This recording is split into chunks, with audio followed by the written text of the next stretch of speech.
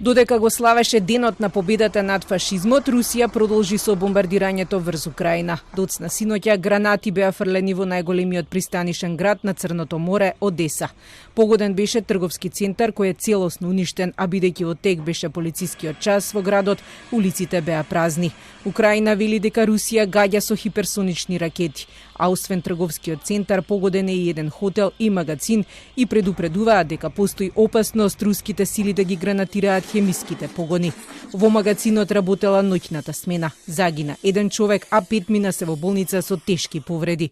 Ничего общего с военной инфраструктурой или с военными объектами это предприятие не имеет. Никаких здесь складов оружия, боеприпасов нет и не было. Вот так русский мир поздравил город-герой Одессу.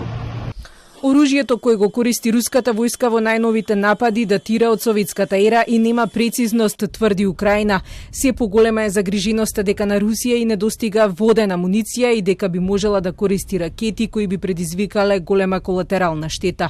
Според воените познавачи, начинот на кој Русија ја води војната против Украина навестува дека полека и ја губи. Вестите кои ги соопштува во врска со неа наликуваат на куче кое не лае, сметаат аналитичарите. Russia has not won this war. It's starting to lose it. The signs are they're facing very significant setbacks and problems, even in the more limited objectives they've set themselves further in the east.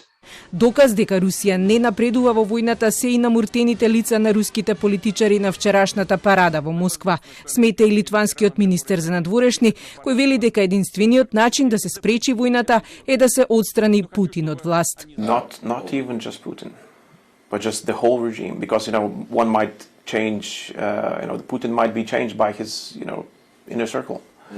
But another Putin might rise into his place. And so as long as the regime with intent to wage wars outside Russia's territory is in place, the countries surrounding it are in danger.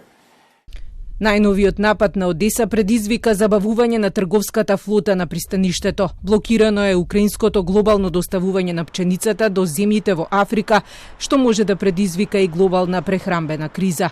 Спречено е и функционирањето на ова старо пристаниште, што не се случило од Втората светска војна.